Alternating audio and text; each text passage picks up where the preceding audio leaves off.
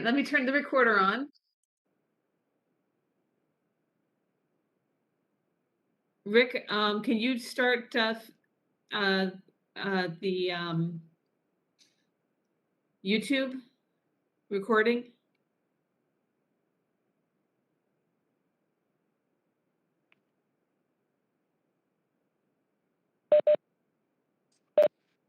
Kathleen's here. Kathleen, you made it. Yay. So I think we'll be able to, we've got everybody here. Your audio. Wait, Kathleen, is your sound working?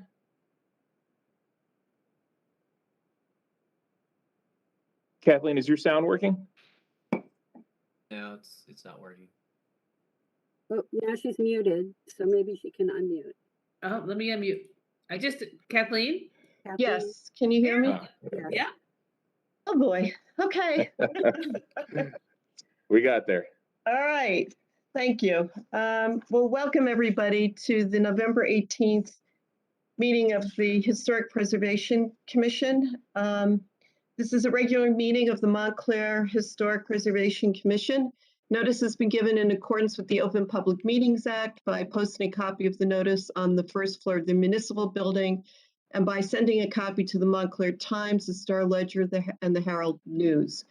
Also, people in the public are able to access this meeting via, if you go on to the the Montclair website, you can access the meeting via channel 34 or on YouTube. And to participate by phone, please call 1-408-418-9388 and enter the meeting code 2349-902-1768. Thank you. So, Ms. Talley, could you call the roll, please? Sure. Chair Bennett, Present. Vice Chair Heineman, Here. Mr. Rooney. He's not here. Mr. Greenbaum. Steve said he would be, is he here? He said he would be late. Okay. Mr. Greenbaum is here. Ms. Kane Levy. Here. Mr. Reimnitz. Here. Mr. Graham. Here. And Mr. Karasik. I believe he's here. And Mr. Connolly. Here. Okay. Okay. Okay, great. Thank you, Janice. So first order of business is approval of the minutes. Now, we have approval of the minutes for September 23rd, 2021. I think we have to have a discussion of this. There were minutes that were worked on for the past 2 weeks, and I've just received edits to the minutes at about 5 o'clock this afternoon. So I think we should have a discussion whether we haven't been able to, nobody else has been able to look at the minutes that Mr. Greenbaum has submitted. So Mr. Karasik, I just wanted to ask you as legal consultant whether what would be the action here, whether we should delay approving the minutes for another month, which if this is going to appeal may not be the best way to proceed, or whether we should state in the minutes that the application that was rewritten, which is, I just want to refer to it, application, hold on. I don't even have it here. Whether that should be considered, that the recorded videotape be sufficient for that. So, Mr. Krasik, may we have a legal opinion on your part? Sure. First, I'm not really a legal consultant. I'm the counsel. I'm the attorney for the board. So I'm not a consultant. It's just Sorry, I meant no, we need your counsel, so I called you a consultant. Okay. No, I just wanted to clarify that, because consultant sort of doesn't sound like it isn't my position. So in any case, Well, first of all, the minutes were presented to the commission. If there's a majority of commissioners that want to adopt them as they are, you can vote on them. If the commission would rather wait until the minutes or whatever the issues are that have been raised have been worked out, then you should just table them and work it out before the next meeting. With respect to the appeal, an appeal will be based on the transcript of the hearing, presumably, whatever the. Yeah, they have a The transcript. minutes, the Transcripts of the minutes really hearing, and won't that's- matter. Right. So I don't think you worry about that. You should just, as I say, if there's a majority here who want to adopt the minutes as they are, fine. Otherwise, table them until you Well, work it. the problem is that no other members have been able to look at the minutes that were presented. Well, then we probably would vote not to until Okay, everyone saw, and you then know. table. Wait a second, you couldn't vote on the resolution, but they can vote on the minutes as long as they were present at the meeting. I'm not sure where. I think that was John. John, what did you? Yeah, you know something, I can't comment on it because this is minutes from a meeting I did not attend, so. Exactly, but there were 6 people at the meeting, and those Right. 6 people all can vote on the minutes. So the I'm comfortable with- question up for discussion is whether to table the acceptance of the minutes for September 23rd to the next meeting, where everyone will be able to look at all the comments, or should we go ahead with the minutes that were sent out yesterday, in fact, which I had sent to Janice, which Janice, you received? Yeah, I have your minutes from yesterday. Okay. if it's not going to impact the appeals process, maybe it just makes sense to table it and take a look, because I haven't been able to review like everybody else the comments that came in. How extensive were they? Is this something that we can bang out, or is it are there a lot of changes? So just so you know, what I have in my packet is I have the draft minutes that relate to all 6 items, including the new business, actually 8. So it also has the certificates of resolution and adjournment. And that's 2 pages double-sided. And then attached to that is changes to minutes of HPC meeting. And it's just section 6 new business. And it only relates to the Union Street application. So that's what we have in our packet. That's what we could discuss if it's open for discussion.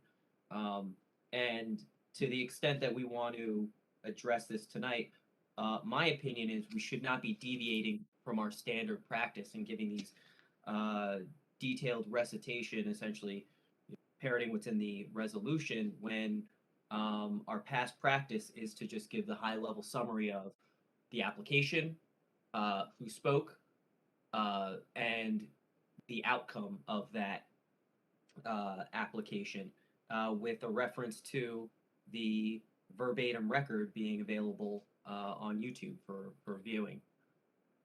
So, to the extent we want to address it, my opinion would be to simply adopt the minutes that were provided, subject to striking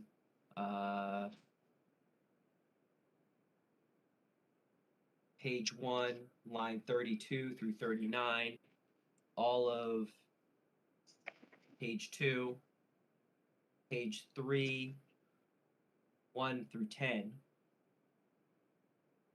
That way we just have the summary of the application, who spoke, what the resolution was.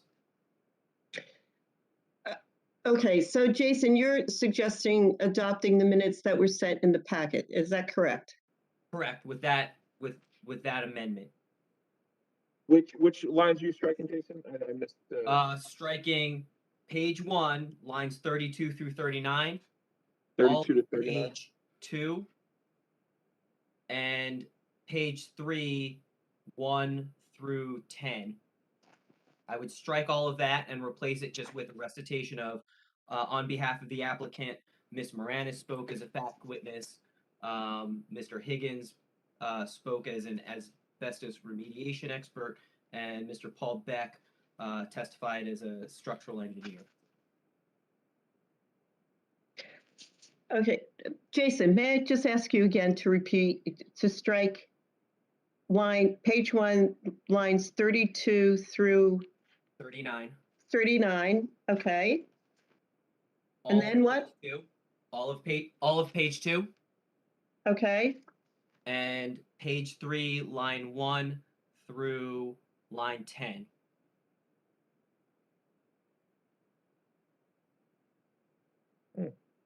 I just keep it simple, just simplify it and refer to Keep the it verbatim simple, record. and then replacing everything that was struck with just Ms. Moranis spoke as a fact witness, Mr. Higgins spoke as a asbestos remediation expert, and Mr. Beck testified as an expert structural engineer. but can I just point out that the motion to approve that you made was to approve the demolition report with a condition. And the condition was to provide, what was the condition? To provide, Oh yeah, the insurance documentation. right, to provide insurance exhaustion documentation. That has to be in there. Well, Huh, that's not it. I would just put a motion to approve was made by Commissioner. A motion to approve with conditions was made by Commissioner Heineman. Okay, to approve with conditions. And then, and if anybody wants to know what that was, they can refer to the tape. So I'm trying to show on the screen what we're talking about. Yeah. Those are the sections to delete. Right? we got it. No, Keep going down all to the way to 10. 11. Down to 11? All right, then let me go back. Okay, down here. All right. Yeah, 10 would be the last, yeah, All right. line struck. Starting there, get down to 11. And then add at line 17, a motion to approve with conditions was made by Commissioner Heineman.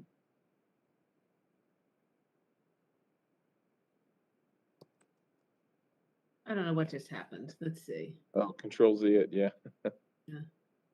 There we go. That's why I don't like to do these things live, but at 9:17, a motion to approve was made. With conditions. Commissioner? No, a motion to approve with conditions. Okay. That's down on, that's already on line 17, Janice. It's on line 17? Wait, yes, wait, this is the, Yeah. A motion to approve. Yes, it was here. It's not at line 17, but Oh, yeah. yeah, you don't need to, yeah, not up there. So now you're down on, a motion to approve was made by Commissioner Heim. A motion to approve with conditions. Okay. There we go. I got it now. Sorry.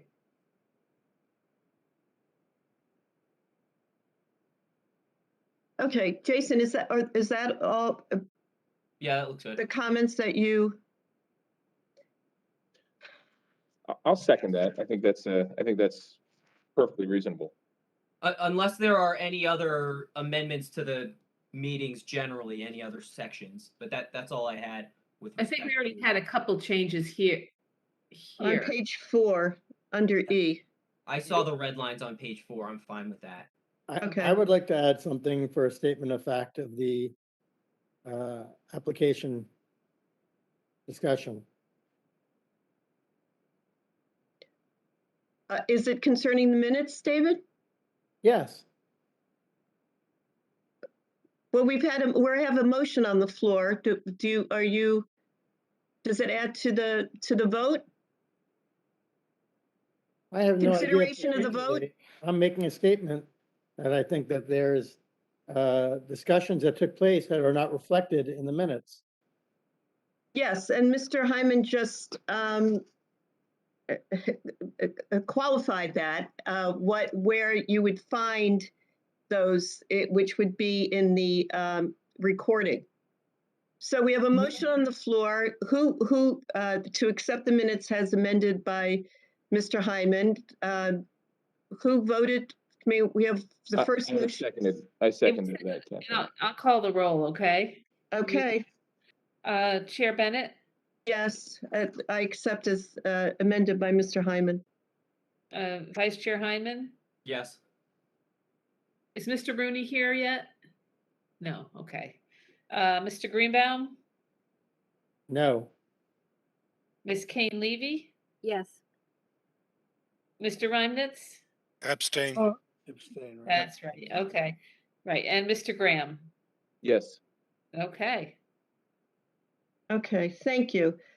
Next is the approval of the last meeting, which is October 28th. Are there any changes or amendments to the October 28th minutes? Hearing none, may I have a motion to approve? motion. And second, second. all in favor? Aye. Aye. I'm gonna Okay. abstain since I missed part of that. Okay. Do you have that, Janice? I've got it. Okay, thank you. Next is public comment. Janice, do we have anybody on the phones for public comment? Well, we have a lot of people here, so I don't know who is here for applications or if anybody's, yes, we probably have public comment. So I'm gonna, if you would like, I can open up the attendees to see if there's any public comments. Yes, please. Okay, attendees, I've unmuted you. Yeah. Oh, great. So I'm Darren Odell.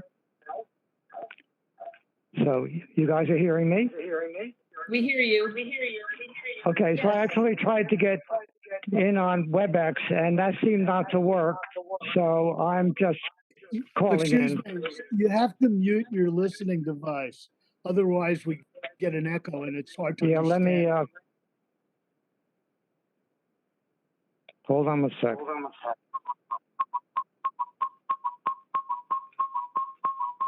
Mr. Odell, it looks like you dialed in by phone and you're also logged in by WebEx. So that's probably what's causing the feedback. All right. You hear me? You hear me now? Yes. That's better, yes. Okay. Okay. So I'm Darren Odell, and I'm at 512 Park Street, which is near Glenwood Road. And I'd like to discuss the house that's directly across the street from me. It's at number 517. And you may be, if you're familiar with Upper Park Street, this is that rather derelict house with a woebegone rock wall in front of it. If you ever come up this way, you'll know what I'm talking about. So this wall was like a never-ending hobby of the former owner. And he himself has really not maintained the house for years. And about a year ago, contractors purchased it at the tail end of 2020 with the purpose of restoring and flipping it. But something happened along the way, and after basically an initial flurry of cleanup and discarding some of the former owner's effects, all further work on the house stopped. And since then, it's been sitting empty for a year with no heat, no nothing. The house is in really bad condition if one looks at the exterior. Structurally, I have no idea, but as neglected as the house looks from the front, it's really considerably worse in the back. I mean, I've walked back there. The garage in the rear is about ready to fall down. It's at this point not salvageable, I would say. And the property slopes down considerably toward the rear of the house. So the house is a full 4 floors in the back with a walkout basement. And English ivy essentially covers the entire clapboard on the back of the house from the ground level up 4 floors to the roof. So, and essentially, I'm really concerned about the lack of maintenance on the physical structure of this house. It just sits there month in and month out with nothing being done on it. So 2 times in the past, I asked Councilman Herlock to give the neighbors, myself and the neighbors, some information regarding what on earth is going on with this property. And the only answer I ever got was that the town is well aware of the situation. But what the heck is the situation? I don't think this should be a state secret. So essentially, all sorts of rumors are going around the neighborhood as to whether it's in foreclosure or whether it's due to be resold by the current contractors and so on and so forth. So I'm just really concerned about securing stability on the house. It could be really a grand old place if it was given, you know, the loving attention that it deserves. And the main thing is I'm really just sick and tired of looking at the current condition of this place from the unfortunate vantage point of my house being directly across the street. So that's basically what I have to say about that house. But since I think of myself as an architectural preservationist, so I have another issue, and that's where the house was like a mile away from my place. So this house sits on the corner of North Mountain and Watchung, and it also was an unoccupied house for years. And as a matter of fact, there was wooden boards placed over some of the windows and such. The house really had nice detailing. I think it was basically built in the late 20s or the early 30s. And the outside essentially just needed a good coat of paint. And I was really happy to see a few months ago that there was a for sale sign on it after years of it just sitting there dormant. And obviously contractors came in, bought it, and we're going to flip it. So after a number of months in which they, I guess, fixed up the interior, and then they also put on a new wing on the side, which I'm sure contained a splashy new kitchen and a new master bedroom suite on the second floor. But I went past the place a few days ago, and oh my God, it is slathered in hideous yellow vinyl siding, and it's on such a prominent corner. I don't know what the neighbors are thinking of this, but it is really god awful, and it's just a crying shame. I know you guys can't do anything about it at this point, but it's just something that really, really bothered me. I just wanted to point it out to you that, you know, like you wanted to do the Oakcroft historic district. Well, this house sits actually on the perimeter of that supposed district that never really came about. You know, and even if it had been part of the district, I don't know, in essence, what you would have been able to do about it, you know, at this late date. But I just wanted to speak my piece about that house as well. So that's about it. Chair, let me respond to the first point quickly. Sure. Yeah, sir, I'm the township attorney as well as the commission attorney here. We have a very aggressive, actually, abandoned and vacant property ordinance and program. And I don't know if Councilman Herlock told you that we're aware of it. They're probably working on it, but I can find out exactly what's going on and give you an update with respect to what the township's doing about the property across the street. Did you say it was 517 Park? Yes, yeah, this has really been derelict for a decade or more, but it's just gotten worse over time. All right, well, we'll look into it, and if you I was going to say, if you can either email me or I can, what's your address? Just your number, because I can. It's 512 Park Street. Okay, I'll find you and give you an update. Ira, do Okay, you know? that would be great. Do you know offhand what that ordinance would be, or where one would find it? Well, it's. You said abandoned. It's got its own chapter in our code. Right. Is that unfit buildings? No. No, It's no, no. different.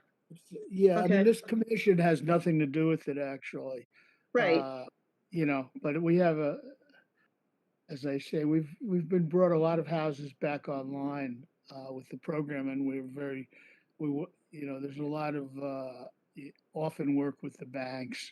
So I don't know exactly what's going on with this particular property, but I'll find out and Okay. advise the caller. Okay. Okay. Thank you. Thank you. And yes, and I just want to make another point that this is why the commission is pursuing residential historic districts and trying to get them,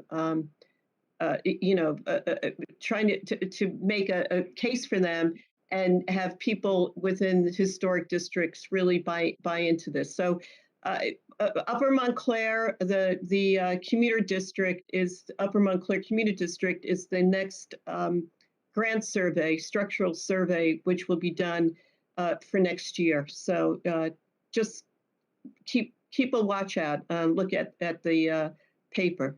Thank you, Mr. Adele, for calling. May I ask a question Thank you. regarding Mr. Odell's commentary? Sure. I'd like to ask a question of Janice. That particular location on the corner of North Fullerton and Watchung Avenue. No, it's does that- North Mountain and sorry. Watchung. No, I'm very familiar with the house, and I share your displeasure with the renovations that have taken place. Yeah, it's awful. It's really awful. Well, it defies everything we're working towards. May I ask Janice, that if that application in any way should have come before the HPC? I'm just trying to understand why that application, why that property wasn't required to present to the HPC. Is that outside of our potential districts? That property is not in a historic district right now. It's not in a designated historic district. And the improvements made to that property did not require any board approvals. So there was no mechanism by which the board would have any review powers. So, but it is in an area of potential designation? I don't know. This is the first I've heard about this. So I have No, not looked into that. It's not. It's not. Right. Well, I do share Mr. Odell's feelings about it, and I think it's something that points to, again, as Chair Bennett has pointed out, the importance of having protections to make sure certain materiality is discouraged and or limited.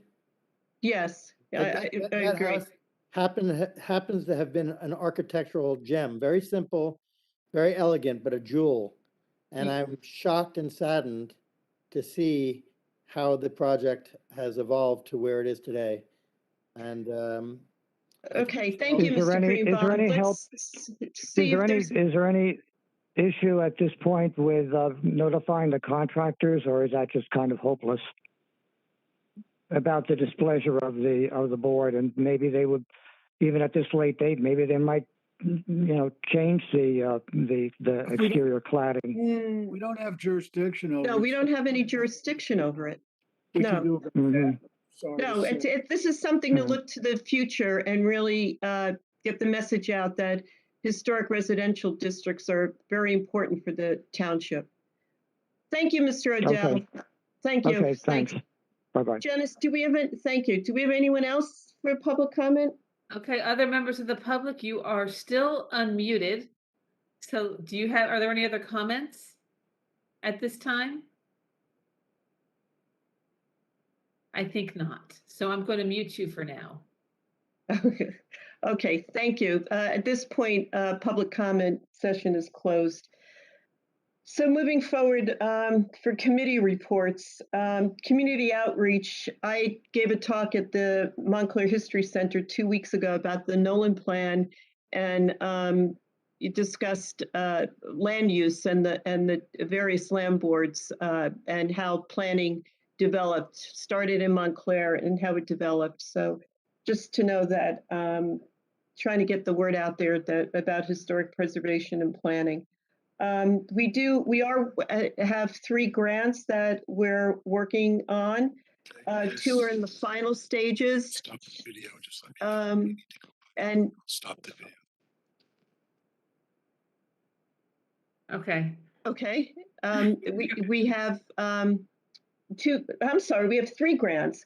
2 are being finalized as we speak. Janice is in the process of getting final documentation from the state. One is the estate area residential historic structure survey, and the other one is design guidelines for residential design guidelines. I think that has not been made public yet, and I'm just wondering, is Mr. Rooney here yet? I thought maybe he could speak to that. No? No, I don't know. He's not here. Okay, so within the next month, we will be able to make those 2 grants public and make sure that all the commissioners get copies. And there is another component for the residential guidelines, which was the trifold publication, for lack of a better word, pamphlet that we're going to distribute to realtors and to hardware stores. So we're still working on the conceptual, the conception of that, but we'll have that by next month as well. Being that we had only 3 weeks since the last meeting, we had no minor applications and no revisions meetings. We thought maybe South Fullerton would come back again, but it hasn't. Correct, Janice? That hasn't come back. It has not. Okay. And the only other, I just realized that we have our planning board liaison, Mike Graham, is here. And I haven't asked him to give any report, but I do know that the last planning board meeting, they looked at Depot Square again. So I'm just wondering, Mr. Graham, if you were there and if you have anything to report upon the future of that, and if there's anything that impacting. Oh, I'm sorry, Chair. I didn't mean to interrupt. Yeah. No. If you can report on that, if there was anything that the Historic Preservation Commission should be made aware of, that, we did make recommendations, and I know you were there to speak to that. Sure. There were 2 meetings. One of the holdups from the first initial meeting with the planning board was regarding parking. They came back, and the second meeting was an extensive review of the parking plan for the facility. But overall, the changes were well received. The recommendations from the Historic Preservation Commission, and ultimately the planning board approved the project. Great, thank you. We have no old business. Moving on to new business. If anybody, the application 2021-38 for 205 Glenridge Avenue, known as the old church there, that matter is postponed to December 16th. And Janice, I wanted to ask you, has it been postponed for another month, or have they withdrawn the entire application?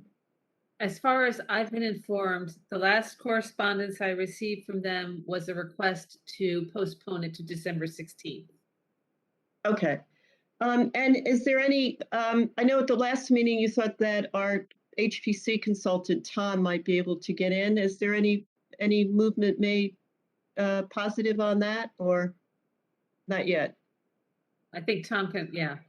Yeah, no, I did contact the owner, and that's when I contacted the owner to let her know my desire to get into the building, and she said, well, she was gonna postpone the application. She said, I wasn't clear if indefinitely or until next meeting. So if it will be, if it will be on the agenda for the next meeting, I will make an appointment to get in before December 16th. Right. I just want to make note that our next meeting is December 16th. Yep. Okay. Can I ask a question? Are they required to Yes. let Tom in? Well, that's a question I don't, Janice or Ira, can you answer that? Um, If there's no, I a don't think he's request made, qualified. they, I'm not 100% sure, but I don't think he's one of the types of inspectors that, like health inspectors that we can, even our health inspectors and stuff, if they're not allowed in, they go to court to get an administrative order typically. But, if you don't let him in, then he can draw all the conclusions, adversely to the people. You know And what? that's, Perhaps but what we should, I don't think that we can force them to let him in. but it's like all right, shouldn't we approach this like we do an application for development? When somebody submits an application for development, part of that application is permission for people to visit the site. If somebody submits an application for total demolition, part of that application should be permission for the commission and its experts to visit the site and see its interior. I mean, Right, well, I don't necessarily disagree, I just am not sure. okay. So, it's very, the laws regarding entry into people's houses, even under non-emergency conditions, are pretty, carefully drawn. So let me look into it. Even though it's a vacant, it's a commercial property, right? It's a church, it's vacant. Even then, those same rules apply, Ira? Well, it's certainly less so, but what I'm trying to do is to avoid giving an opinion because I'm not sure of the answer. Okay. Uh, I think that would be good to know because Yeah. this is going to come up more and more, I think. I mean, And- if I'm I sorry, what understand. about, a structural engineer? To, to have the township, not just Mr. Connolly, who's an architect, but a structural engineer. Well, visit the our inspectors, if they suspect that the building is unsafe, they can certainly seek to view it, and if they're denied entry, uh, they'll go to court and get administrative order typically, as I And Carol, say. and Carolyn, we did discuss at last meeting, using a structural engineer that would require an escrow from the applicant. As a concession, it was determined that Mr. Conley could go in. If we're still unsatisfied, we could always say, no, we're not happy, with the conclusions drawn. We'd like, a structural engineer to take a look at it. So I think as a compromise, we, agreed that Mr. Conley would be an appropriate, person to, take a look and assess the claims made by these applicants about the structural integrity of I things mean, like the foundation. Janice's point is probably the strongest, which is that when somebody's asking us to do something, Right. they have to surrender some of their sovereignty, as you will. Just as, and we do send inspectors when you want a permit to build so if you want an electric permit, our inspector goes in the house and looks. Right. So it may very well be that avenue is strong. I just want to check before I give Great. you. but they haven't denied the request that Mr. Conley be permitted inside to look at it. Correct? Yeah, They haven't denied it. I mean, they just postponed it. Fine, so we can postpone the application until he's able, but, again, we do have a time limit on these applications. Exactly. We have what, These 45 guys, days. they're the ones who've been delaying, not us, not the commission. So what is the time limit then, Jen? It's 40, I believe it's 45 days. Typically, you have to act within 45 days of the application being complete. However, when, the commission's been ready to act, if they seek delays, then those delays just get added on. That was what kind of, the game that was played with the first, demolition application. But in any case, why don't we, at this point, maybe we're not necessarily being denied entry, so let's see what happens. But I will look into the rules so I can give you a firm opinion about our rights with respect to going into a property when there's an application has been made. Thank you. Okay. Thank you. Thank you, Ira. Are there any other questions then about that application? Any questions for Ira, considering it's a demolition? And okay, if not, then we'll move forward to the next application, which is a referral from the Board of Adjustment, application 2769, which is located at 29 Macopin Avenue. This is a variance application to construct a third-floor addition to a single-family home. The subject property is located within the Upper Montclair potential commuter historic district, and the house is an existing circa 1924 2.5-story side gambrel Dutch colonial revival with a full-width shed dormer, wall chimney, and one-story side wing. The application proposes to renovate the existing attic level of the home into a bedroom, which includes the addition of a new dormer at the front and rear facades. Who do we have here to speak to this application? Okay. Bill Gately and Molly Gately. Oh, hello, good evening. You're the owners, correct? Yes. Yes, we are. Okay, So, would Mr. you Krasikos, okay. would you please raise your right hands, Bill and Molly Gately? Thank you. Is the testimony going to give I'm sorry. Do you solemnly swear that the testimony you're going to give the commission is the truth, whole truth, nothing but the truth? I do. Yes. Okay, thank you so much.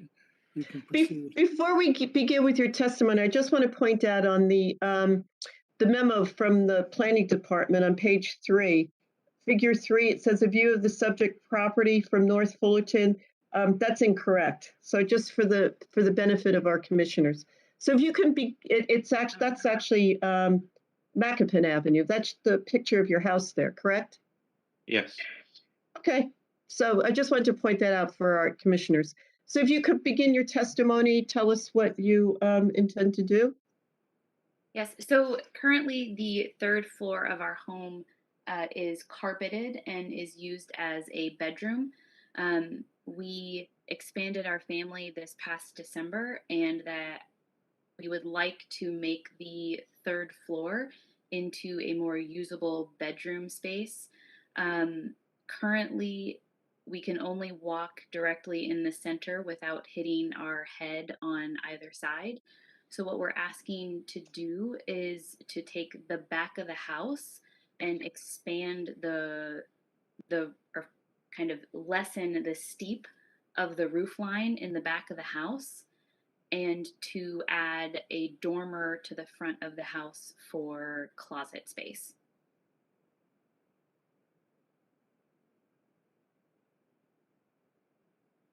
In the back of the house, is that a dormer as well that you're expanding out?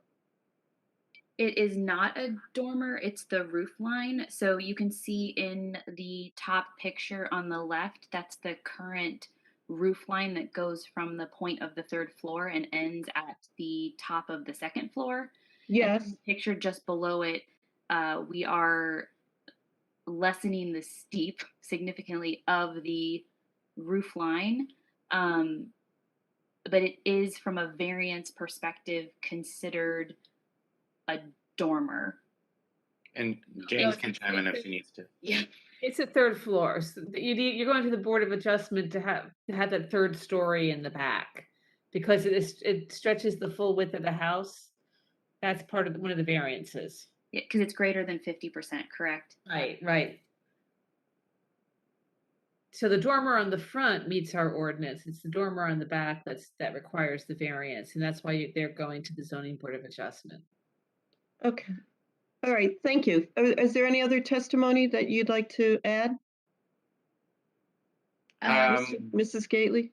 Yeah, there was a statement that in no case should a dormer roof lack slope or be constructed flat, and our architect provided the slope of the roof line. It's that document. So in the back, for every foot, it slopes down a 1/4 inch.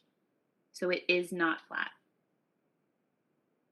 Tom, I apologize if I did not send this to you because I was out of the office this week and this came in I was aware of it today, so I was not able to send it to you for your review. It was that's okay. drawn up today. Okay. Yeah, we didn't get the notes until Tuesday, so we quickly reacted with our architect. Yep.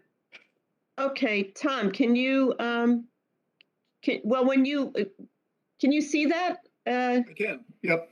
And essentially it is a flat roof. Anything between 0 and like 2.5% is considered a flat roof.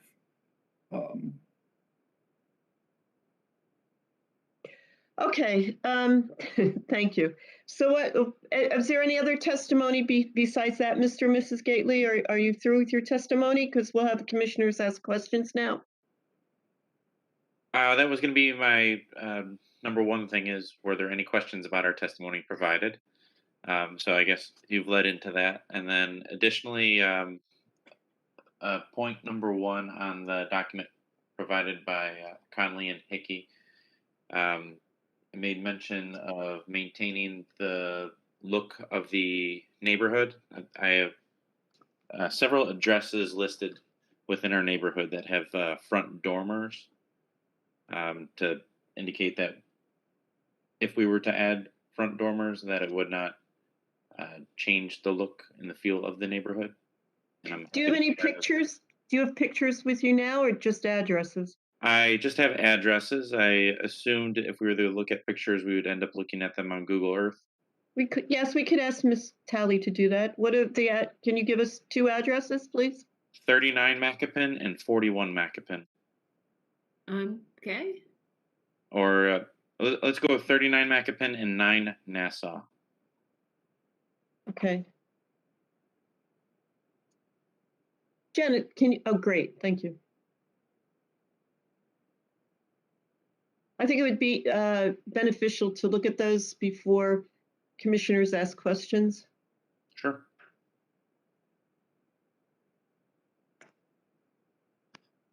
Okay, is this Other side of the 38? street.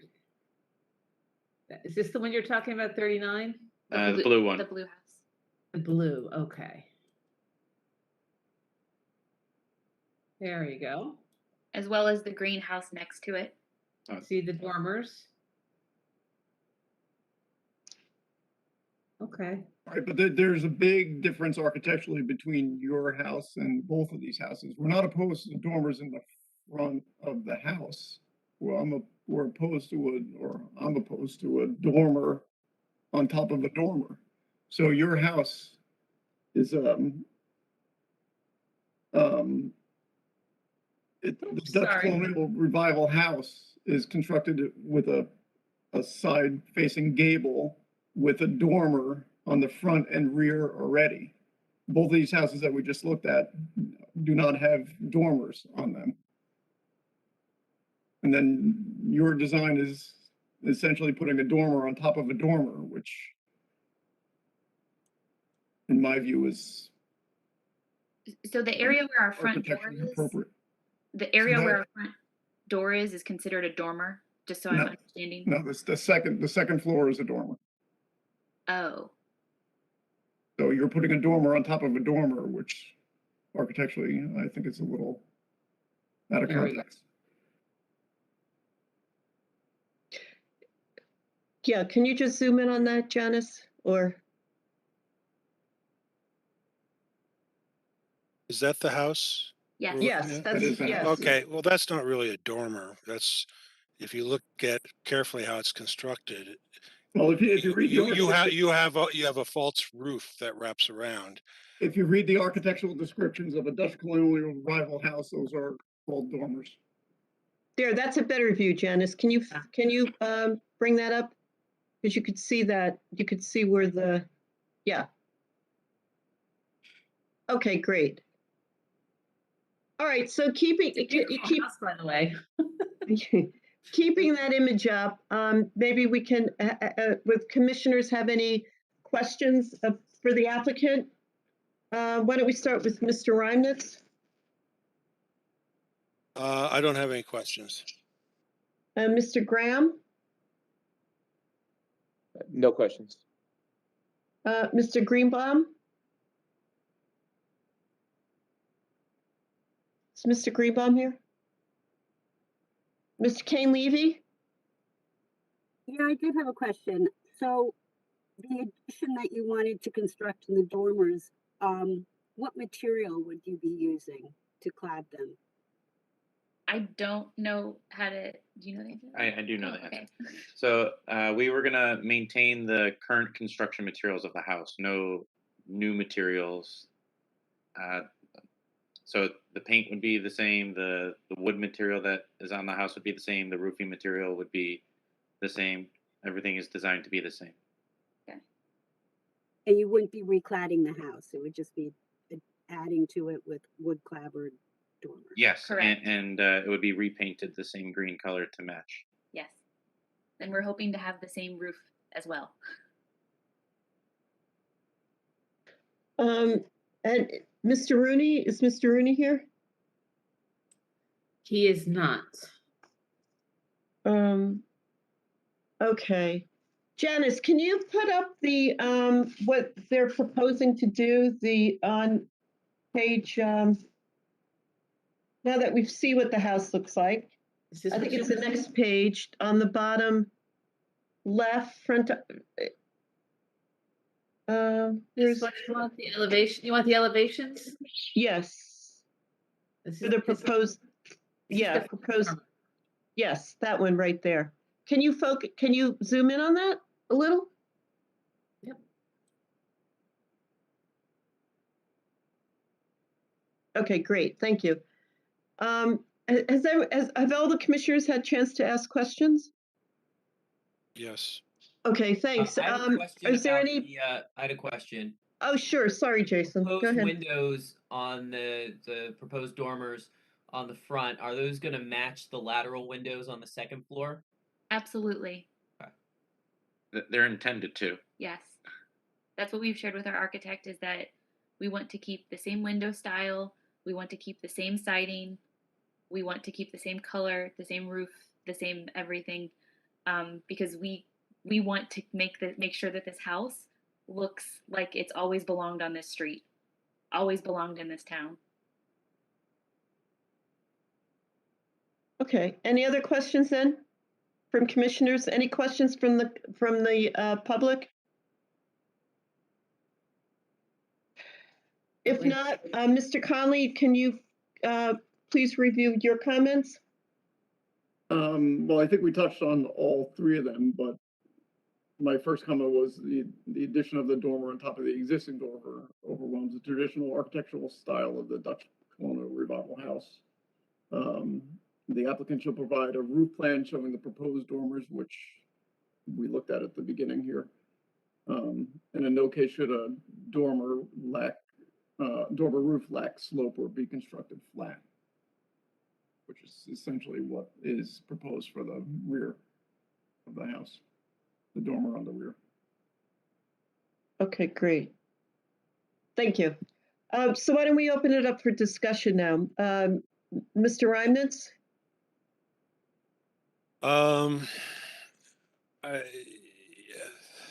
From a historic preservation point of view, I really don't have an opinion about it. I have other issues with it from the planning point of view, and changing this from 2.5 stories to 3 stories, because that's sort of a basic tenet in the limitations in terms of expanding your home, but that's not our purview, I guess. So I think the dormer in front is fine. I think that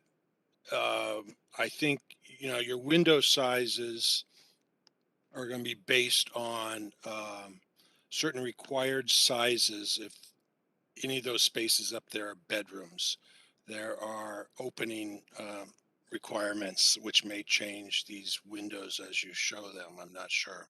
So, and I don't, just as an aside, again, I don't buy that that's not a flat roof.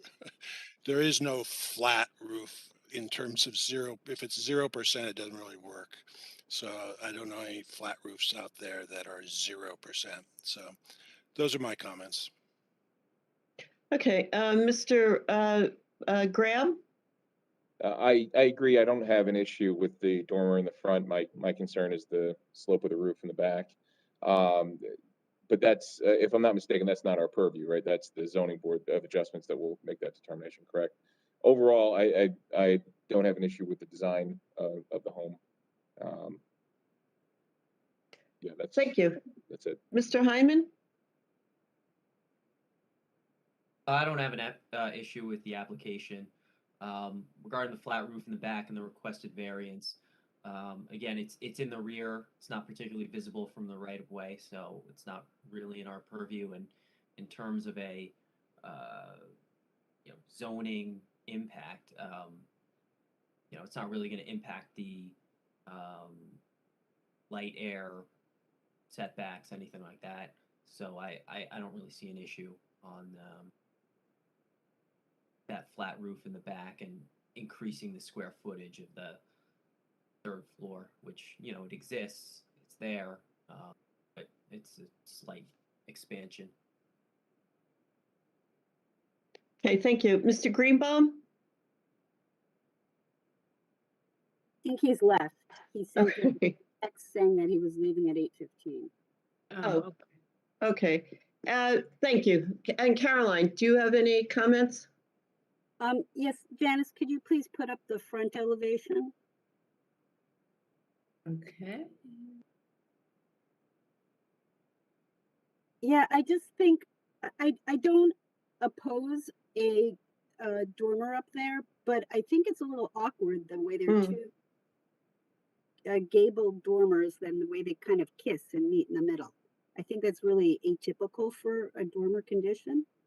I'm not really sure what the solution would be, whether they should be two separate dormers. I think that would be one solution, or perhaps a shed dormer instead, or two shed dormers. I'm not really sure, and I would be comfortable, referring that to Mr. Connolly to work out the details to make them just a little more typical of dormers on gambrel roofs.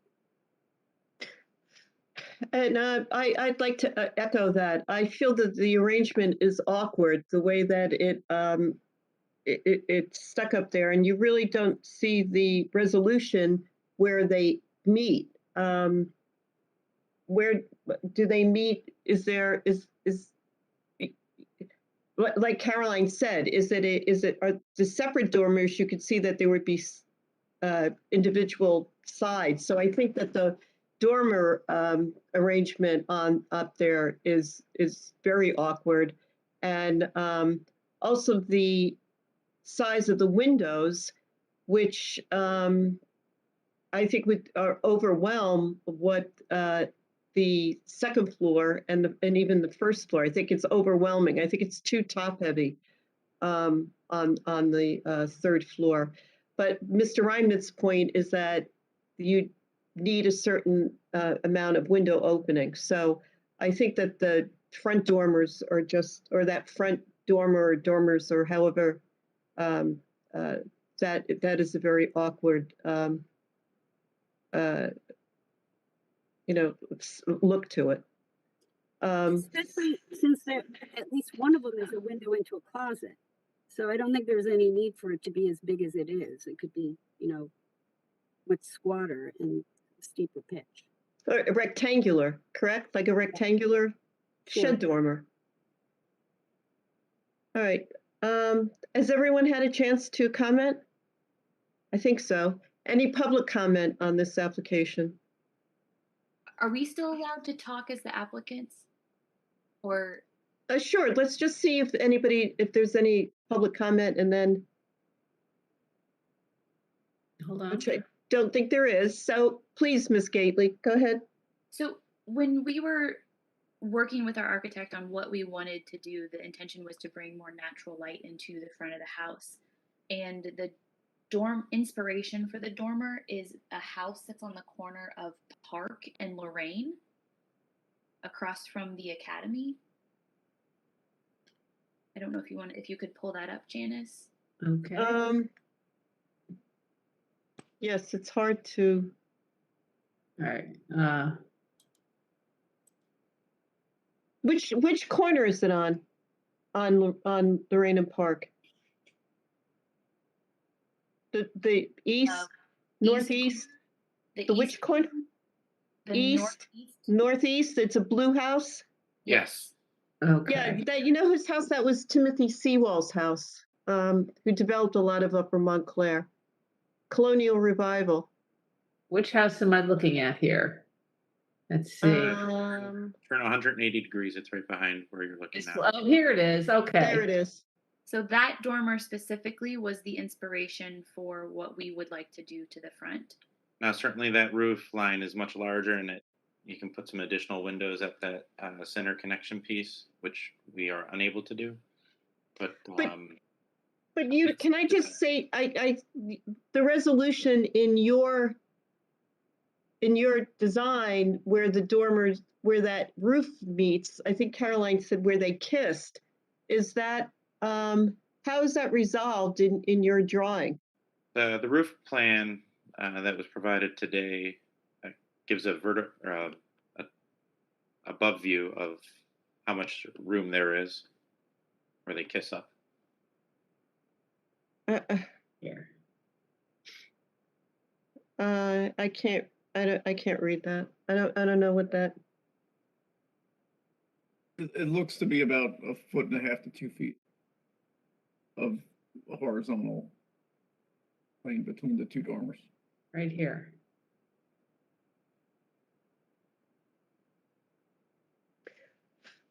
And by the way, that style of dormer is called a Nantucket dormer, where you have two gables that are connected.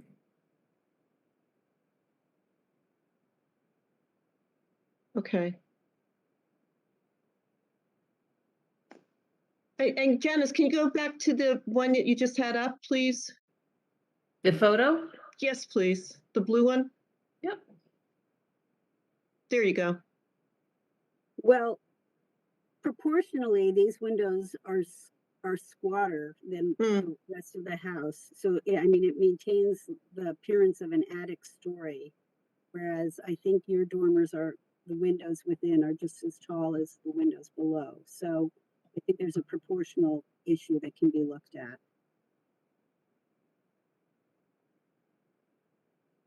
Okay, that's a good point. Mr. and Mrs. Gately, do you have any other comments? You wanted to address something else? From a question standpoint, what is the path from here? Like, are we required before our January 8th board meeting to resolve your concerns? No. No, the next, what the HPC is advisory to the Board of Adjustment. So the HPC will issue a report to the Board of Adjustment with their recommendations. So you'll make your presentation and substantiate your variance request, but to the Board of Adjustment at your public hearing, but they will have the benefit of this report from the HPC. And they may make the HPC's comments a condition of their approval.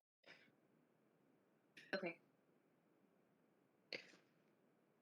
So what we've heard tonight, some of the comments, I think really focus on the, thank you, on the dormer, on that dormer right there, the third floor dormer, and whether it should be made proportionately smaller, I would think, to the rest, subservient to the rest of the house. I know Mr. Conley thinks that dormers on Dutch Colonial are not historically accurate. Correct, Mr. Conley? That's one of your recommendations? In a nutshell, yes. Okay. So we can, Mr. Conley's comments will go to the board, and you can, as an advisory, you can amend your drawings that you showed us tonight. So I think it sounds as though people are generally in favor of the proposed, a proposed enlargement of that third floor. but I think that there has to be some refinement on the windows on the front. And it didn't sound as though, what about the back dormer, if that is something that this commit right there, which it won't be seen from the street. Our purview are things that are really seen from the public right of way. So that's really a condition or something that the next board would look at. So our recommendations, it sounds as though the windows in the front are really the issue here. Does anybody want to second that or not second it, just chime in and say that that's one of the recommendations we're making? I think that you can just say they need refinement and a little restudy. But the presence of them, I think most of us are in accord that it's acceptable, both the front and the rear. Okay. All right, so that's our one recommendation about the dormer, correct? The presence is acceptable, but the design may need refinement and the windows need to be smaller. Yes. That's what I have. Okay, I got it. Just a quick question on that, Janice. Can the windows be smaller if is there a fire issue with that, or? I don't. I guess There's going to be for bedrooms, there's a certain size requirement. The window So- goes into a closet if you look at the plan.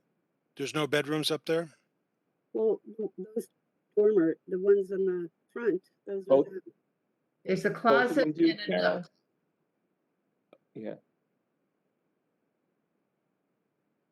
So it looks to me the bedroom is on the Is- other side of is the in house. is in the back. Okay. Yeah. Okay.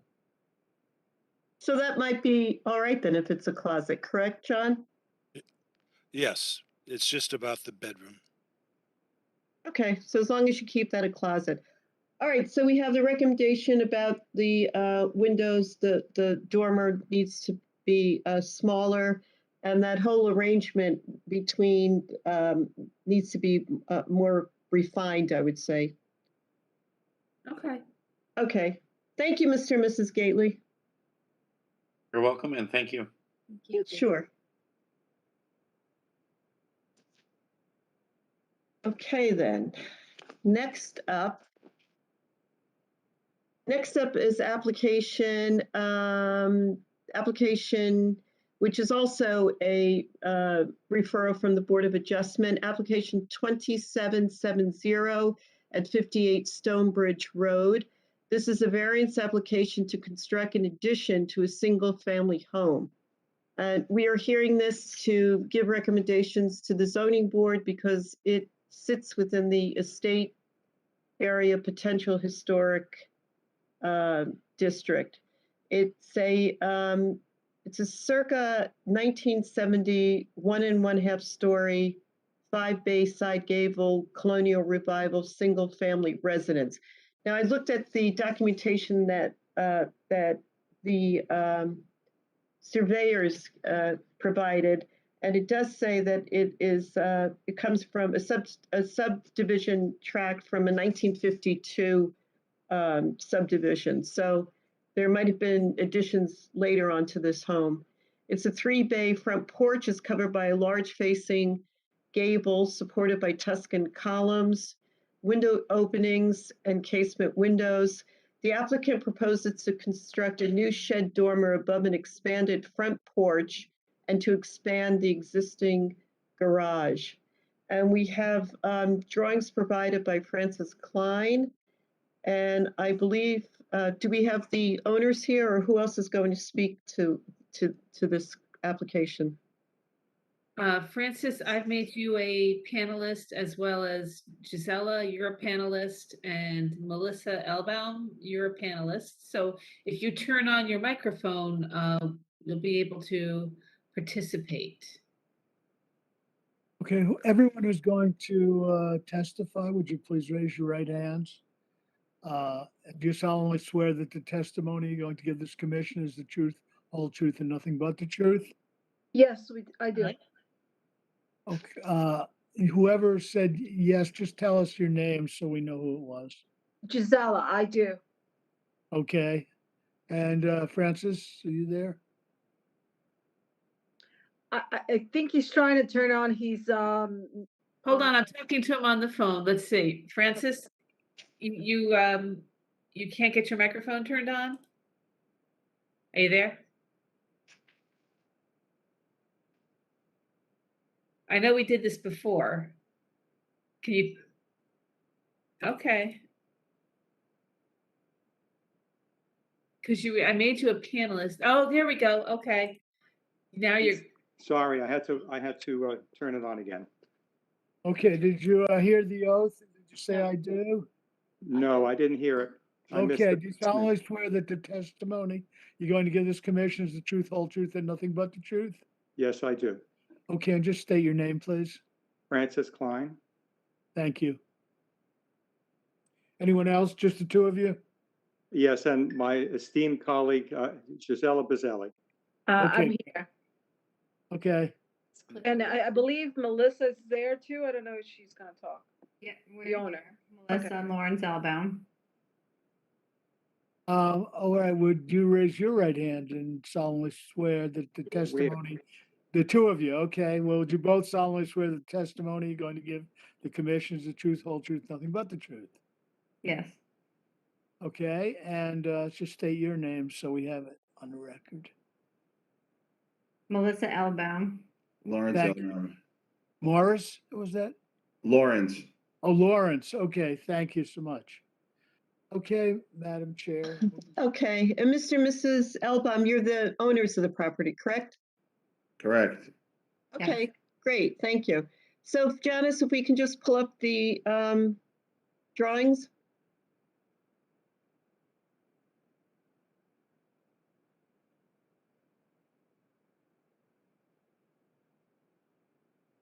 Janice, are you there? yes. Francis, tell me which drawing you want me to pull up? If you can see them.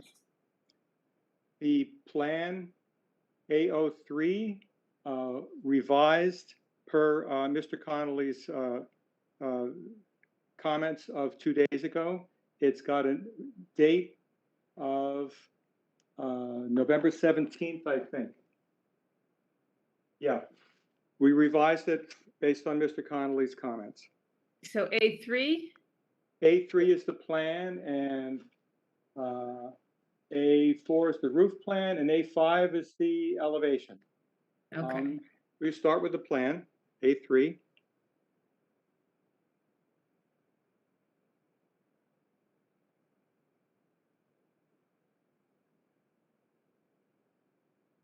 A3, there you go.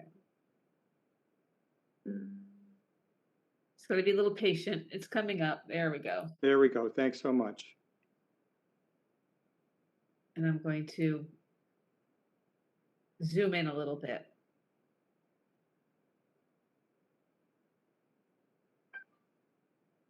Thank you, Janice.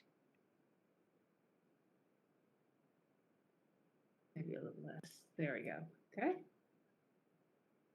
Janice, do you have the facade? I think it's a bit further along, or is there another? A5. I have that as well, but Francis, do you want to present this Yeah, first? I was gonna talk about the functions first. As you know, Francis Klein and Associates is very interested in the architectural history of the Montclair in the area. I studied with Vincent Scully, the architectural historian at Yale, and he said, save everything. And I take that very much to heart. This design just derived from the Elbaum's family's desire to have the parents and children on the same floor. They're school-age children. We wanted to add another bedroom with a closet and a bathroom so that could happen. Architecturally, the house is a cape. It's had shed dormer and cross gable dormer additions over the years. And the best way to get the extra space that we need is with a shed dormer. We're keeping the line of the front the same, We're going from 4 columns on the porch to 6 columns. We're adding 1 on each side to get the space that we need for the program. It's a symmetrical ABA design. At the moment, it's cross gable dormer small, cross gable dormer bigger, and cross gable dormer small, ABA. The problem with the current design is that the middle cross gable dormer doesn't have headroom. It's just an attic. You can't use it for a bedroom. And what we'd like to do is use a shed dormer, but we're going to keep the ABA theme. It's symmetrical about the front door. You can thank you very much for calling up A5. You can see that it's symmetrical, and we took Mr. Connolly's advice to align the pilasters on the second floor with the columns on the first floor. It was very good. We appreciate that very much. We're matching the siding. We're matching the roofing. The apron is a brown metal roof. And some of Mr. Connolly's other comments. Yes, we agree that the face of the dormer wall above would align with the face of the neck of the columns below. I have a very good book here by John Summerson, The Classical Language of Architecture, which has a great picture of a column showing the neck and how that aligns. I'm in a complete agreement with that. We're going to try to get the pilaster or an engaged column on the wall if we can. If you go to the first floor plan, we're going to try to get it in, but the existing windows on the first floor might impede us a little bit. We will do our best. That would be A2. Let me see here. I didn't pull that up. Let me grab Yeah, the. I know. We didn't change A2.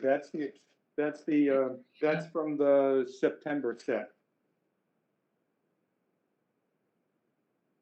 That's September 23rd. Oh, and you have to be sideways to see this one. Okay. That's fine. We're going to try. If you look at the face of the wall, if we align a pilaster engaged or half column on the face of the existing first floor, we're very close to the window in the study, and equal and opposite on the other side. So we'll have a look at it. In terms of, we considered Mr. Connolly's suggestion to replace the pent roof with a full entablature. I'm a little worried that it would be too classical. It's a little much. This is a cape. It's not a neoclassical house. It's a cape. So I think that what we're suggesting is more modest and fits with the cape. But we have certainly considered it the past couple of days. Any questions, I'd be delighted to answer them. Thank you, Mr. Klein. Do Mr. and Mrs. Elbaum want to say anything? It's in support of the application or Mr. Klein's testimony?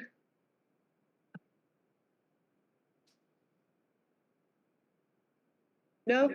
The only thing we would add is that we received the, I'll call it feedback report a few days ago. And in the time that we had before the hearing, we did the best that we could with Francis to review the feedback, interpret it, and integrate as much as we could here. So we appreciate it, and we did the best we could given the time frame. Yeah, and we appreciate it as well. Thank you. So why don't we open it up for questions from the commission? Mr. Reimnitz? I just have one question. Can we look at the roof plan for just 1 second? A4, I think it is. That's right, A4. Okay, the garage gable, it looks like the gutter along the edge is continuous. Is that correct? Am I reading it correctly, it turns this obtuse angle, and the rake is at the same height as it turns the corner. Janice, I'm going to ask you to introduce Gisela Bazzelli, my esteemed associate, and I think I'm going to ask her to answer John's question. I'm not sure that I follow you. Can you repeat? You know, if you zoom in on the left-hand side of the garage, yeah, come down a little bit.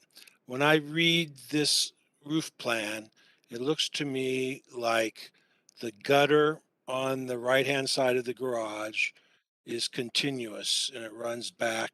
Yeah, it's all in one line. And now if we look at, can we look at A5 for a second? I just want to understand, I was having a hard time understanding the elevation. It looks like to me that the gutter at the garage is different height than the one right there. Yeah. Well, because what happens is that the gable intersects the existing roof. So there is a little bit of play with the gutters. It was as the original house was. So you have the main gable where you see the small dormer over that bay window, right? Yeah. Yes. There is an existing gutter, so the line would have to kind of go back to it and meet that leader that's existing because the roof is doing a little bit of gymnastics. I'm just, the roof plan doesn't match the elevation at the garage. Well, this is taken straight on because of the way that I'm talking just about elevation, not about the angle or how it sets back. It doesn't matter. I think maybe you should take a close look at your geometry there. Doesn't look quite right to me. And other than that, I don't have any other comments or questions. Thank you. Mr. Hyman? I don't have any questions. Mr. Graham? Just a question about the windows over the door. They're going to match the doors on the first level? Or is there anything special going on with the windows on the second floor? Yeah. Those are egress. They are multi-pane casements because of what you were talking about earlier. That's a bedroom. So we need egress windows there. I see. Okay. Thanks. That's my only question. You're welcome. Ms. Kane-Levy? Yes, I had a question about the stone cladding on the garage. I was looking in the photos and I really didn't see any stone cladding on the house. Maybe it was hidden by trees, but do we have any photographs to show what that? Yes, if you go to the demo drawings, hold on, go to D4. Can you pull up Janice D4, please? It's coming. It may not show up so well because it's hidden by a bush, but the smaller dormer that has that bay window below it, that has an existing stone.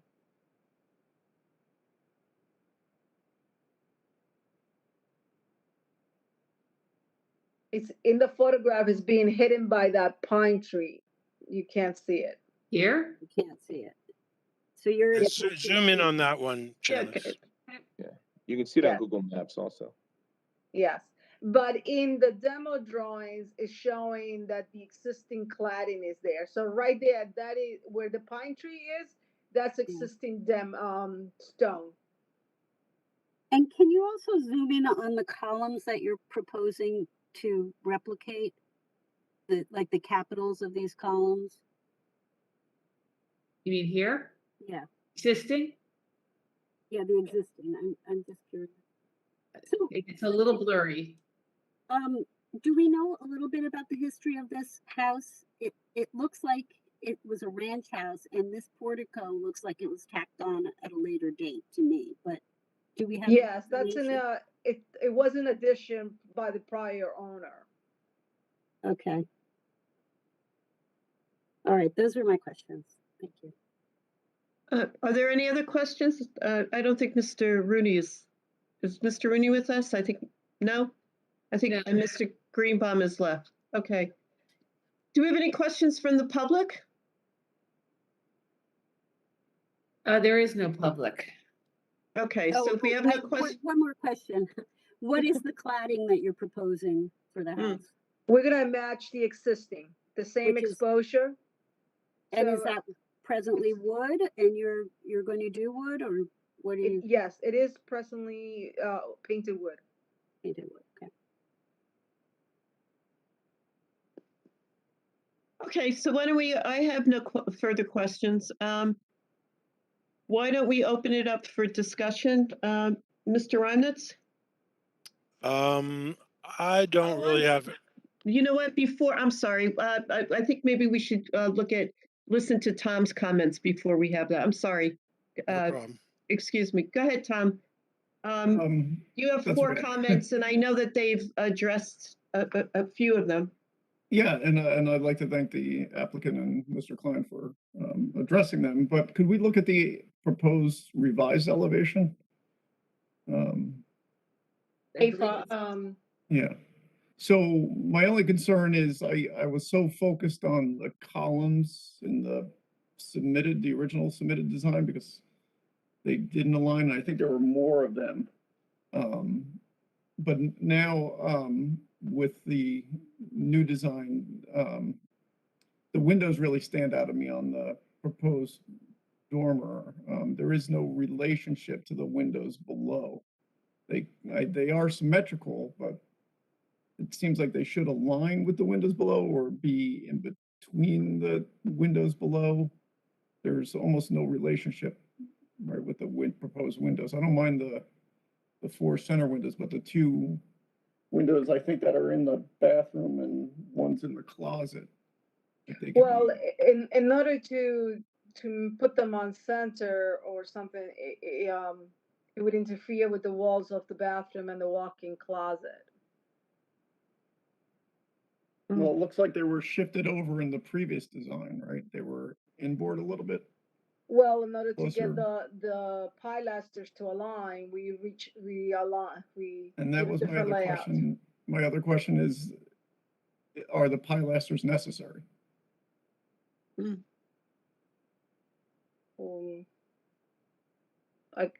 Well, I think we had them originally because we thought that the dormer was a little long and it needed some more articulation to it.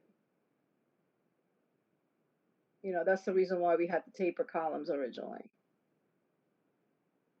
Yeah, before it was, I like these pilasters better. The other one seems to be too top heavy.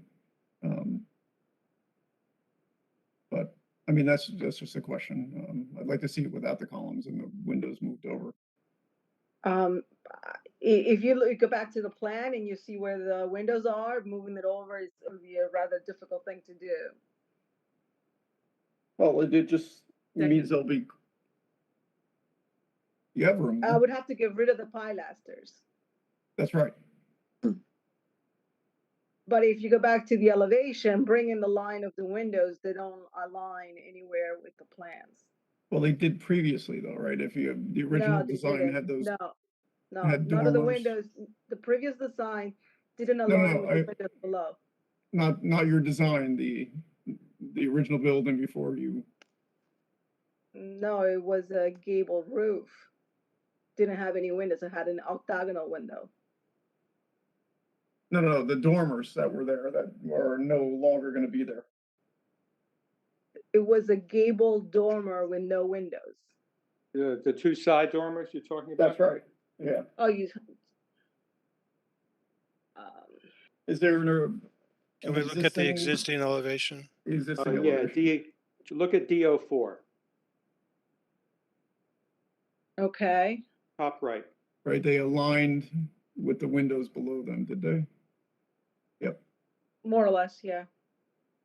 But one was in the closet and the other one was in the desk, and now we're having a bedroom suite. So those places didn't have enough headroom. In order for me to have a bedroom in there, I need to have a shed dormer. No, I understand. I'm just saying move the window that's in the dormer to align either with the window below or be centered between the 2 windows below. Yeah, but it's a different plan, if I may say, and it's still a cape. If we make it everything everything classical, it's not a cape anymore. And the cape is more informal. I understand what you're saying. But So you're saying that the original design was informal? It seemed like everything did align. yeah, Right? but We that just- was for We just looked at it. that was for a different program. That was not a family with children, and that was an unusable or an attic only used for storage. We have to Well, make this work for this program, and the bedroom. I think it does. It still does, and there is room to move that window in the bathroom and in the closet. But those are Can I ask a my question? suggestions, and the board could. I understand. No, we Yeah. understand what we're struggling with. We certainly understand. Sure, Can go I ahead, make a John. suggestion? No, just on the ground level. I mean, if we just widen the whole structure by, I don't know, 1.5 feet on either side, then you get the windows centered on the existing. Those windows along the first floor are all existing. Is that correct? Yeah, they're existing. That would be Yeah. very expensive That to do what? to widen. Oh, really? What are we? Aren't you reconstructing that whole? We're not reconstructing the block of the first floor. We're only the only reconstructing the porch by adding one more. Okay, column so on each side. you're keeping the footprint of the porch Yes. in plan. Okay, Yes, got it. that's No, right. no, the porch is getting wider. Yeah, instead of We're four, not touching we're not touching the first floor windows. That's right. But it could get even wider then, right? So you could get the columns and windows all centered on each other. Not that we need to do. Yeah, that would be very hard to do. Okay. Big budget. I guess my main point is a cape is in its essence more informal than a neoclassical house. And this discussion is trying to balance something that is a little bit stronger, which would be more classical, which I understand, with something that is more informal, which is a cape. I think the dynamic symmetry is more in keeping with the more informal nature of a cape. Okay, thank you. So Tom, did you just, that's what we were just discussing, number 4, the proposed pent roof? No, that was. What was, that wasn't, yeah. That was kind of a new comment, but my first comment was to align the columns, which they have done. Right. And then to use a pilaster or an engaged column at the first floor where the porch meets the house. This porch was added, and it did not include one from when this design was initially done, but that's somewhat always a rule because the structure should be supported by something. Right. So if you look at, is there a side elevation? Did you revise the side elevation as well? Yes, it's on 8. Well, it doesn't really change very much. Because Well, that had to do. I think previously the dormer was out past the neck of the columns on the side elevation as well. Well, it's just showing it being on a pilaster. I don't think. No. The front facing wall of the dormer was out slightly. I'd like to see the side elevation too. Well, it wasn't revised. It was only revised. Can I see the original one then? Let's go to the one from September. 8.6. Thank you.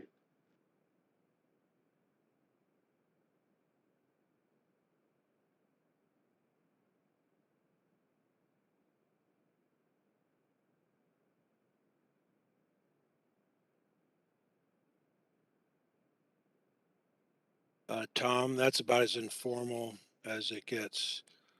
No, I was just saying the front wall of the dormer on the second floor, right, should come in slightly.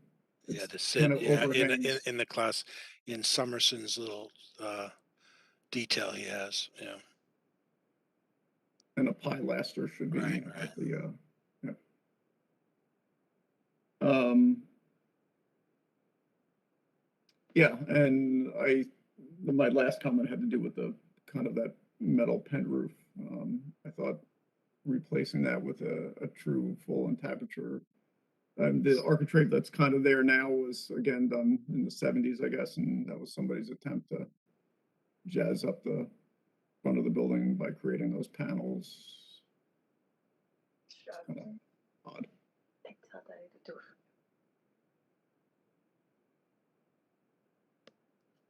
Okay, then. So do we have a list of recommendations then? I've heard things about the alignment of the windows. Thank you for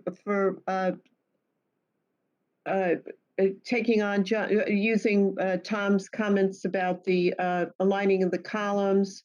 Did we have a discussion section here, Kathleen? I don't remember. I'm sorry. Going around discussing this. We had questions. Yeah, you're right. You're right. Go ahead, John. You can go first. Go ahead. Well, all I was going to be was complimentary. I was going to say, Francis always does a great job, and I appreciate it.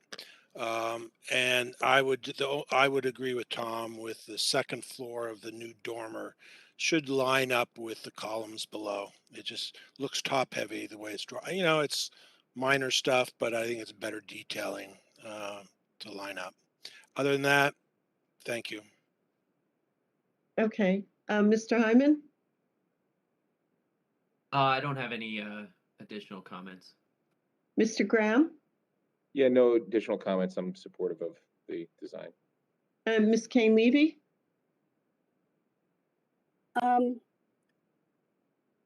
Well, we've discussed it being a cape, and it obviously has been enlarged and modified over the years, and I think it's too complicated, and I would like to see some simplification. Having started out as a simple cape, it seems to have grown into something a little more extravagant, and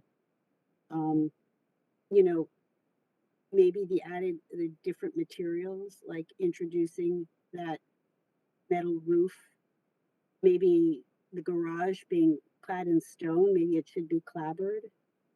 The columns are a later addition, and I know we're sort of replicating them and growing them, and they have an ornate capital, which I know it's there, but I don't think that alteration from whenever it looks like an 80s alteration, really enhances the house in any way. And we're just adding more of these elaborate columns with capitals, which I don't really think belong on this house. So my feeling is just simplify. I don't oppose the volume. I think, that's something, that's why it's here, because, there's, I guess, variances or is that the reason we're saying it? Yes, it's a variance for a setback, front yard setback, and which proposed setback for this front porch and dormer is only 44.93 feet, and required front yard setback is 64.67 feet. Okay. Well, so my feeling is just that it should be simplified and the volume is acceptable. And I have the same feeling as Caroline. I think that I understand if your focus is that it's a simple Cape Cod. There's a lot going on, especially in the materials of the garage. We haven't really discussed the garage, but I think that vertical siding and the I agree that the stonework maybe is just too much, that it should be more of a clapboard. Can we, this is Lawrence. Can we make a, I'm sorry to interrupt, but can we just comment on the stones? Sure. Perhaps someone can pull up, I'm technologically incapable and I'm also locked out of doing it. Maybe there's a Google Maps picture, that will show the stones on the side of the garage unobscured by a tree. Yeah, there's in addition to the bay window, there's some stones by the shed on the side of the house next to our garage right now. It's a significant proportion of the siding around our garage is stone. There you could see a little bit there behind the Japanese maple. It's hard. Yeah, It's it's a just hard very angle to get. It's a hard angle to get. But yes, it's there. If you could by the You driveway. could see them from the street. It's That's not, it right there. it's not an insignificant portion Behind the of stone. bags. But it seems to be more of an accent. And now the whole thing is you're proposing to do in stone, and it's really atypical. That's not necessary. We don't need to do that. We could. That's advice we could take. That's fine. Yeah, I agree with Carolyn. I think there's something nice about the stone being the connector between the two sides. And I think that is one of the character, I think that adds a lot to the character of this facade without just going from clapboard to all stone. I think there's something about that being a connector piece that then stays as a connector piece. I agree with Carolyn on that. Okay. Thank you. Has everyone had a chance to comment? Save you a little money too. Okay. Great. Thank you very much. I think that we, Janice, have you been making a list of the our recommendations for the zoning board? I know the first one would be to eliminate the stone facade on the garage. Tom's comment about simplifying or possibly removing the pilasters on the second floor of the facade, of the front facade. Yeah, my comments are that the volume is acceptable. The volume of the addition is acceptable, but the design should be simplified, more simple materials, less stone, particularly limiting the stone to the connector between the garage and the house. No. No? It said eliminating the stone on the garage, not eliminating it at the. No, I said limiting the stone to not just the connector. Okay. That's what I got. I thought you said eliminating. And I don't know what we want to say about the lining up the windows on the dormer to the windows below. I don't know if that's physically possible. we don't know if that's possible. To maybe investigate lining up the windows. Okay. Not possible. Investigate placement of the windows. Second story windows. Okay. So Tom, if we addressed your comments then? Yes. Your 4 comments. Okay. Well, again, thank you for working with our consultant and changing a little bit of the design. The commission appreciates that. So yeah, I think it'll be a great addition to the neighborhood. And certainly one that'll be good for your family. So yeah, we appreciate all the time and the comments, and if you look around, I'm sure you're familiar with the neighborhood, but there really aren't very many houses that look alike in the neighborhood. They all have something very special about them, and we're doing our best within the constraints to maintain as much the uniformity in the house as possible. Well, it shows. Thank you very much. Thank you. Okay, good night now. Take care, everybody. Thank You you. too. Okay. Thanks. Good night. Thank you all. Night, thank you. We have the, next is the HPC, of a resolution, HPC application 2021-54 at 540 Valley Road, the Bank of America. Has everyone had an opportunity to read that resolution? Yes? I have not, but I remember the discussion regarding this, so. Okay, so we have, I'd just like to make a comment. I know one of the items on the resolution is that the conduit on the exterior be as hidden as possible. And I noticed when I went by today that one line of conduit to the new sign that faces Valley Road could have been hidden underneath the that overhang, and it's not. It's on the quite like, I guess, because I noticed it because we were discussing it. So I think that just needs to be addressed because it is in the resolution. I don't have the resolution in front of me. Janice, do you have the resolution that you can pull up? I don't have it. Well, if you give me a moment, I can pull it up. I don't have it already. Yeah, well, maybe it's good to just pull it up so everybody can just run through it real quick, and then we'll have a motion to. While Janice is doing there, I have a question about something else. Sure. When I drive around town and I see things that don't seem to conform to either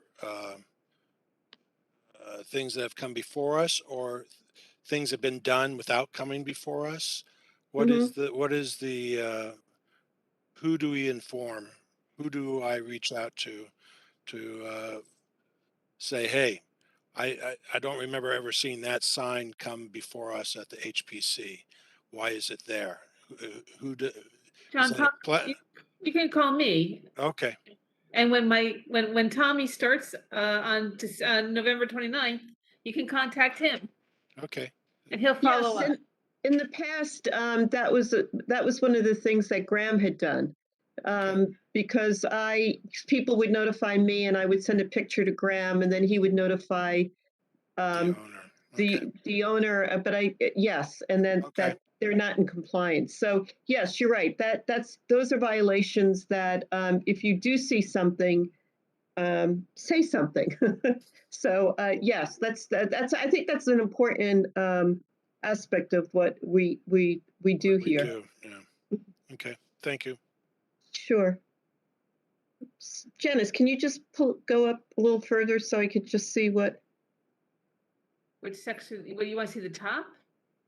No, didn't we say didn't resolved public team page?